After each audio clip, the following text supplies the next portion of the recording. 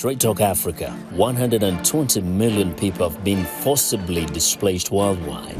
Ongoing wars in Ukraine, Gaza, Sudan, and the violence in the Democratic Republic of Congo have pushed people away from their homes.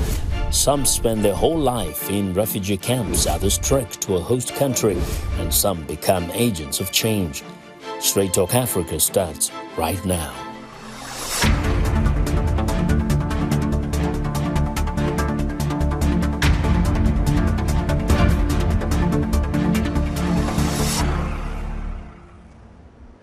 Welcome to Straight Talk Africa, coming to you from VOA headquarters here in Washington. I'm Vincent Makori.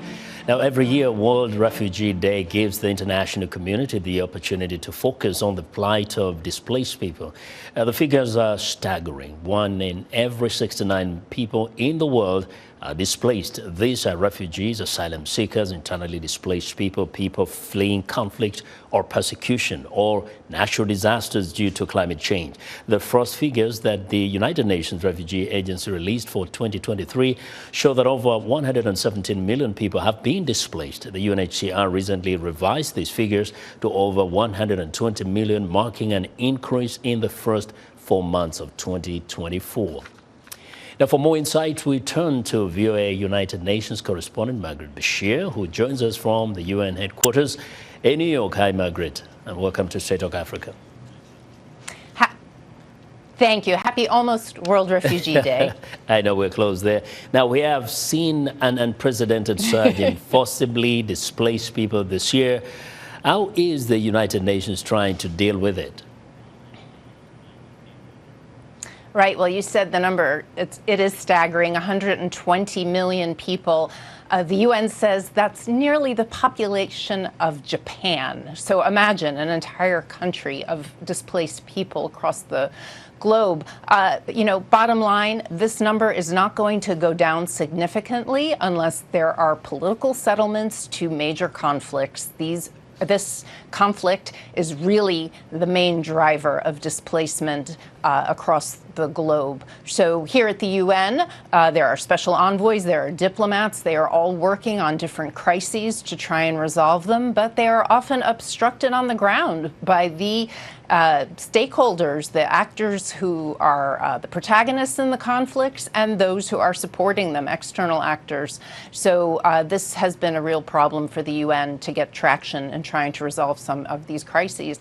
And just 3 situations of refugees in the world are basically responsible for 52% of all displaced people, and that's Ukraine, Syria, and Afghanistan. So imagine if they could just stop 2 wars and bring human rights and stability to Afghanistan, what an impact that could have. Now, bringing it to the continent of Africa, at the moment, how many are known to be displaced by the different conflicts across the continent? Well, it's around 40 million people, and that includes refugees, internally displaced, and asylum seekers. Across Africa, the largest number is internally displaced, and we're seeing Democratic Republic of Congo, the violence in the east, driving those numbers. There are about 5 million internally displaced people in Congo. And Sudan, in this past year, has really exploded. It is currently the largest internal displacement crisis on the planet. There are nearly 10 million Sudanese people who are internally displaced. Now, so it's really shocking. Yeah, indeed. We always hear about pledges being made by the aid organizations up to this point. We, at the same time, keep hearing people complaining that the refugees in Africa get way less money as compared to those who have been affected by wars, say, in Ukraine. So how is the UN addressing this issue? Well, it's really not just Africa that is underfunded. It is not just refugee crises. Every humanitarian appeal at the United Nations this year is dramatically underfunded. I mean, we're talking like 4% funded, 6% funded, and we're halfway through the year already. So it's not looking good for the funding. And you know, the UN has given from its own Central Emergency Fund to African crises in double digits and in the millions. And like you mentioned, there have also been donor conferences. We just had in April the conference in Paris for Sudan, and also one for Ethiopia in April, I think it was, raised about $630 million. So there is definitely donor fatigue out there, but there's also still contributions coming in. And countries that don't want mass migration to their shores have a strategic interest in giving to these appeals from the UN. Wow. Well, thank you very much, Margaret. I really appreciate those insights and your help with the UN reports there. That's Margaret Besheer, via United Nations Correspondent. Now, often the term refugee or asylum seeker has a stigma attached to it. It can imply a lack of education or skills, and often there is resistance integrating into a host country. Our next guest defy all perceptions, or rather preconceptions. And joining us from New York is Mary Makori, Goodwill Ambassador of the United Nations Refugee Agency. Mary is a South Sudanese native who grew up in Kakuma refugee camp in Kenya. And with me in studio is Thon Majok, Director of the Refugee and Forced Displacement Initiative at the Woodrow Wilson International Center for Scholars. John is also a former refugee from South Sudan, and he has lived for 13 years in refugee camps in Ethiopia and Kenya. Ladies and gentlemen, welcome to Straight Talk Africa. Thank you. All right. I want to come first to you, Mary. You know, we've just mentioned that the word refugee seems to evoke so many kind of images and thoughts in people's minds. You have been a refugee, and now you live outside a refugee camp. So let's begin from there. How do you help a person understand, or what did you yourself come to really understand as how people perceive a refugee and why they perceive a refugee the way they do? I feel like most people don't know who refugees are because, again, of how it's always portrayed. You know, like Chimamanda talks about the dangers of a single story. And I feel like the world many a times think of refugees as these people at our borders that are trying to get in. And they don't think of a mother, they don't think of a father, they don't think of a child. Right? There's just so much detachment from who refugees are, that a refugee is me or it could actually be you, right? And even that term in itself, refugee, there's so many terms to being displaced person, refugee, immigrant. At the end of the day, you left your home. And no one ever wants to leave home because home is comfort. Home is a cooked meal, is friends, is people that you know. But when things force you to move, that term in itself is something that we wrestle with. Do I want to be known as Mary, the refugee, or Mary, the singer, the dancer, or like this person that has a personality in them? So most of the time, the world do not know refugees because of how it's portrayed.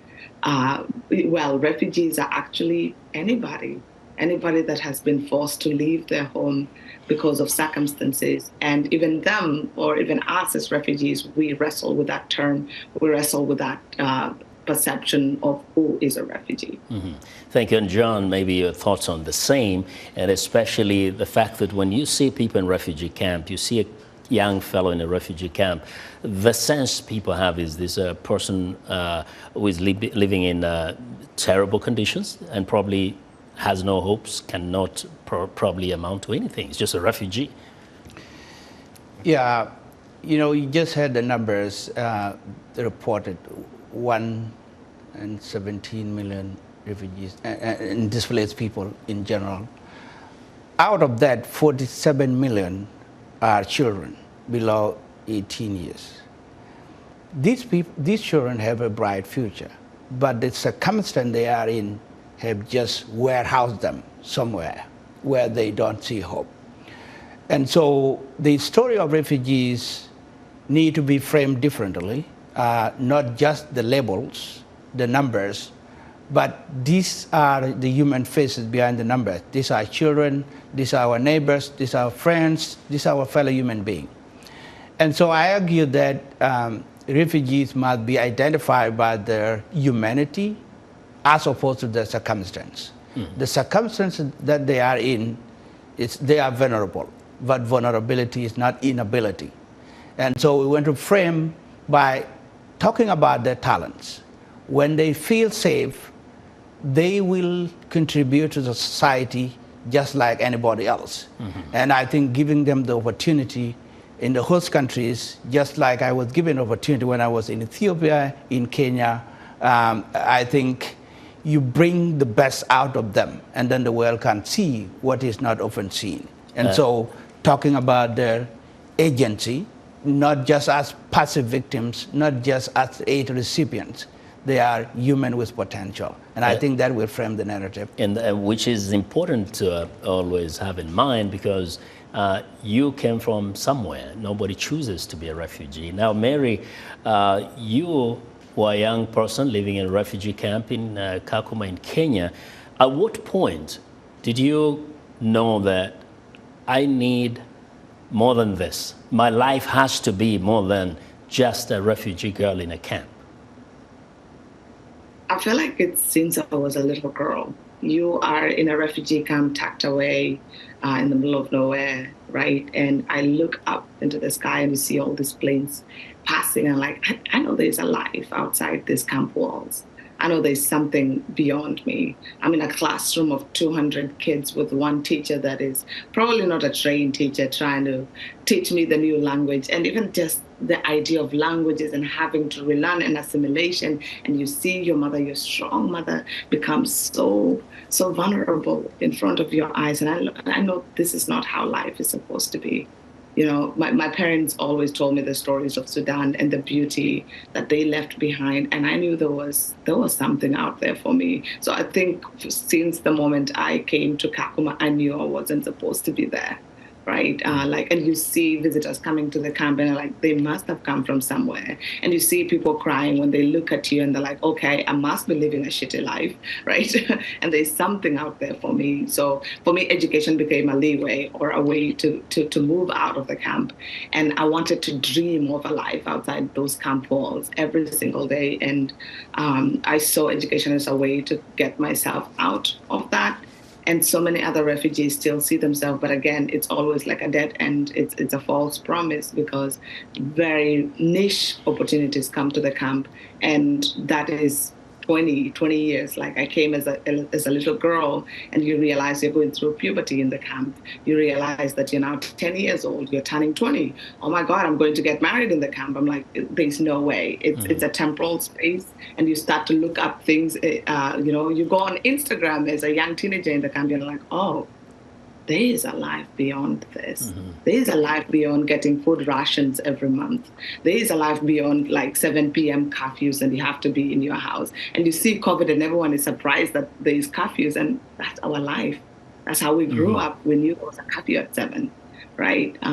So you start to see how other people are living their lives, and they're like, something is not right, or something is not adding up. Wow, I didn't even think about the curfew part. But John, you talked about 47 million young people in camps, as refugees, people displaced. 2 million of those born just between 2018 and 2023. You talk about, you did a very beautiful report titled "Vulnerability is Not Inability," and I've just said that these are people. That behind those faces, behind those numbers, those are human beings. Those are faces. Question is, does where a person ends up sometimes determine their trajectory in life? Say a camp in Kenya, another one lands in a camp in Uganda. Can that make a difference in how this person actually ends up?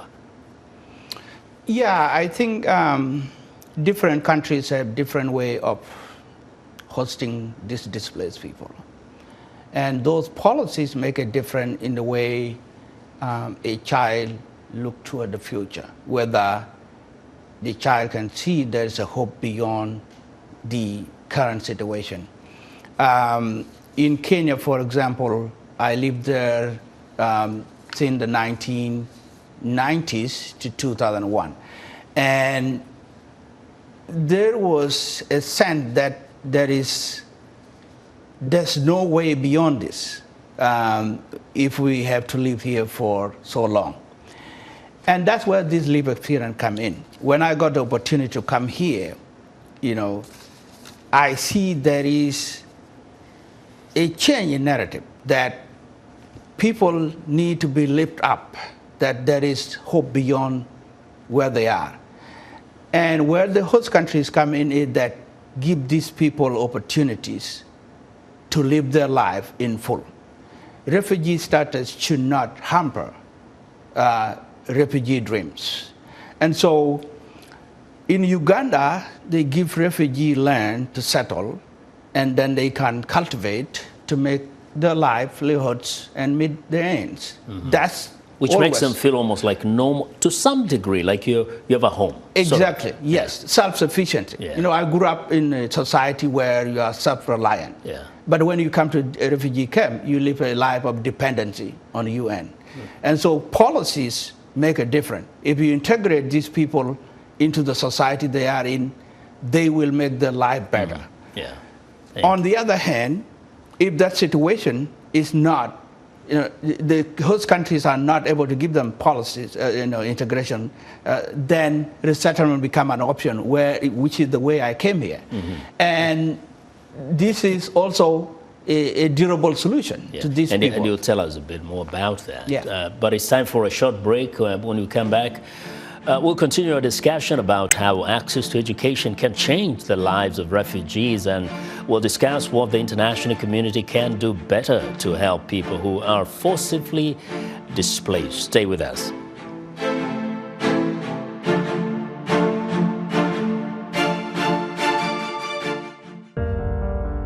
In times of change, when the world seems uncertain, and what we hear doesn't reflect what we see, we seek the truth.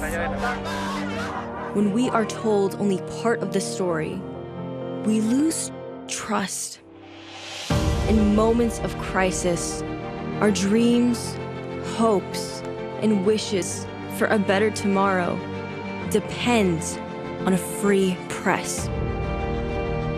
At Voice of America, we bring you the stories that people take risks to see.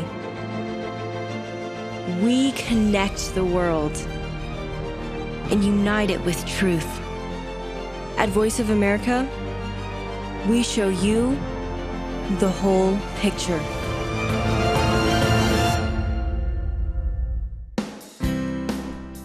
Health, wellness, sport, beauty, medical breakthroughs. Healthy Living cares about your well-being. What are the main health concerns in Africa and around the world? Find out the latest on coronavirus. Connect with our experts and ask them questions. How long does the virus stay? Join me, Linoch Mudu, in Washington, every week on Healthy Living, right here on VOA.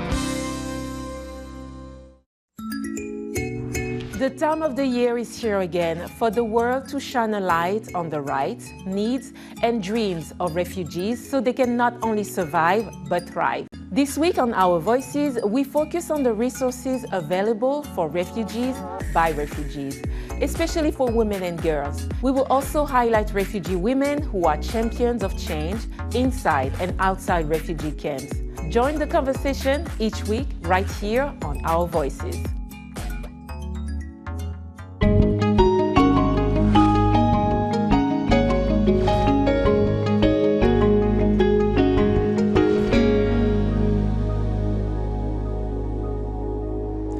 Welcome back. We're talking about the plight of refugees, but also how some of them can defy all odds and bring about change. With me from New York is Margaret, Goodwill Ambassador of the United Nations Refugee Agency. And in studio is Thon Majok, Director of Refugee and Forced Displacement Initiative at the Woodrow Wilson International Center for Scholars. Now, Mary, education, I tend to think of it as first a big door and an equalizer. You are in Kakuma refugee camp. Tell me your journey in education and how education got you to where you are today. When I first moved to the camp, I went to Takwal Nursery School. And as I mentioned earlier, it's 200 kids in a tiny classroom, right? And we all are going through the trauma of war, and don't even understand why are we in this new camp, right? And the very first time I was taught to write my name on sand, and we would sing all Arabic chants and go to get porridge, and at the end of the day, you'll get like a doll or like BB5, which they used to give out at that time. It was like a feeding kind of like biscuit or something. And I loved school so much because of that. The incentives that they were giving us for that. And I could start to imagine, like at that time, they'll be like, education is the key to everything. And as a child, you're taking in all of this, and it is a moment for you to heal, especially when you see other kids, that probably don't even understand the same language that you're going through, but you can laugh together. And we are all from different tribes, probably enemies from back home, but in a tiny classroom, and you see it as this space where everyone can actually gather. And for me, I think that was the beginning of a passion where I knew there was a possibility of a life outside the camp from that early stage. Going on to primary school into high school, it was really challenging. Think about it. 200 kids in one classroom with 7 textbooks or 6 textbooks with a teacher that doesn't have a training. How do you win? How do you win as a refugee? Will you ever get a scholarship? Are you even able to succeed in college? Most university, it's competitive to get into them. And I knew I had no chance. I had to sell myself out as a speaker. I'm like, okay, I need to get myself into these schools. Of course, going to a Kenyan boarding school also, they're very big on education. You have to have an A. And, it's critical thinking is not very much as getting an A from an exam. So there was a lot of pushing from my teachers and from everyone around me, but mostly from myself, knowing that I'm not a Kenyan. I am a refugee. I don't have chances to ever apply to colleges, and I don't have access to loans or things like that, right? So when I graduated high school, I knew I was not going to go to college. So I went back to the camp and became a teacher, right? Again, I wasn't trained, but there's shortage of teachers. Yeah. I taught biology, and at the end of the day, I'm taking students for a bio lab, and we're trying to test for stats. These test tubes have been used in chemistry classes, in physics classes. So instead of any food test turning blue-black for test of starch, it is purple. I'm like, there's no way these kids are going to win. And at the end of the day, my students in the class are like, Madam Mary, you're so passionate about education. Why aren't you in college? And that hits, because they know the dead end. I started applying for opportunities and for scholarships. And in the camp, there were only 3 scholarships. There was DAFI, there was WUSC, and other few organizations that were coming in. Out of thousands of applicants, they're only taking 20. That's a drop in the ocean. Yeah. And this is just one refugee camp. How do you get into that 1%, right? Do I tell you a sad story so that you take me in? I'm already in the refugee camp. It's already sad enough, right? And you have to fight for these chances. I got into a scholarship in Rwanda that I was the only second person in the camp that was taken, right? And it was thousands of us. The reason why I applied for this scholarship, they were giving free lunch, okay? And it's of course, there's a motivation. It was a motivation. But it got you here. It got you here. Yes. I was so lucky to be among the 2 people taken in an entire camp. And in the program in Rwanda, I was taught how to type, applying for Common App. And I got into St. Olaf in Minnesota.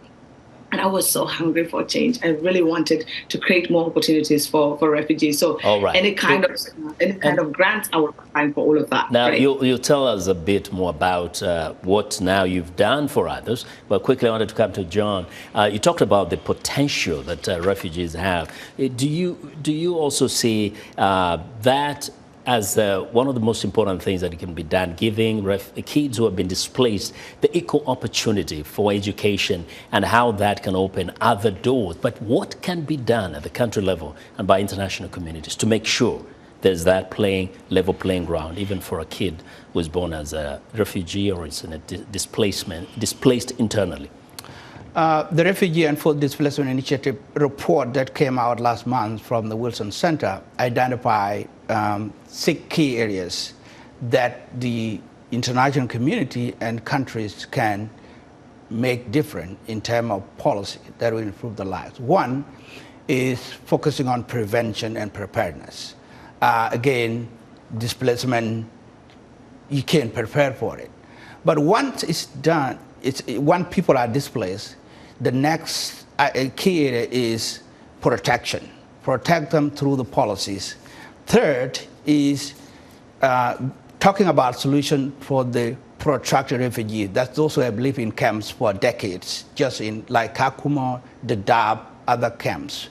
And then fourth is involve the refugee in decision making and on issues that affect them. Meaningful participation of refugees bring context and live experience through policy making. And then number 5 is to talk about, which is important here, the global cooperation. And the Global Compact on Refugees is a framework that other countries can follow, especially the host countries, which hold the large numbers of refugees. International community can provide resources, and that can help them integrate refugees so that they can make meaningful contribution to society. And finally is implementation of the policies themselves. Correct. Kenya recently has the Refugee Act, and I think that will pave the way, if implemented, to refugees to make sure they are part of the society they are in. And then, for example, in the United States here, they have the Welcome Corps, where citizens can involve in bringing refugees from other countries. So those kind of innovative policies can help bring and unlock the potential that the refugees have. Great. And Mary, I want to give you the last word here. Now tell us what you've been doing also to give back, because most times people think, once I get out of the camp, I make it to the United States or elsewhere, you know, I focus on my life. What have you been doing? One, I started an organization with 3 other co-founders, Elemisha Kakuma, and we've been able to place over 30 students to universities in the US, in Canada, and also in Europe. This program is based in Kakuma. We train and take the students over a 10 to 16-month prep. And like we're talking to universities and we're encouraging each university take 1 refugee student. So that has been like a huge thing that I've been working on. And we are right now on our 4th year with the 4th cohort. Our first cohort is going to the 3rd year of college, which makes me really happy. And I've seen some universities come on my work as a Goodwill Ambassador. Like, of course, talking about refugees every single time. Last year, I was talking about 114 million displaced. Today, it's 120. That is 6 million in literally like a year. That's crazy for me to think about that. That is lives. That is 25 years in refugee camps. That is 30 years. Who knows how long they're going to be struggling. So I think that's a huge part. Advocacy every single day and creating opportunities for young refugees to access college. Well, to think that you were that kid in that refugee camp some few years ago is I think that should be a motivation for the whole world to do something about people who are displaced. We have to leave it right here. Thank you both for being on the show. Mary Makori, Goodwill Ambassador of the United Nations Refugee Agency, and Thon Majok, Director of Refugee and Forced Displacement Initiative at the Woodrow Wilson International Center for Scholars. Thanks to our affiliate stations for broadcasting Straight Talk Africa across the continent. I'll see you next time.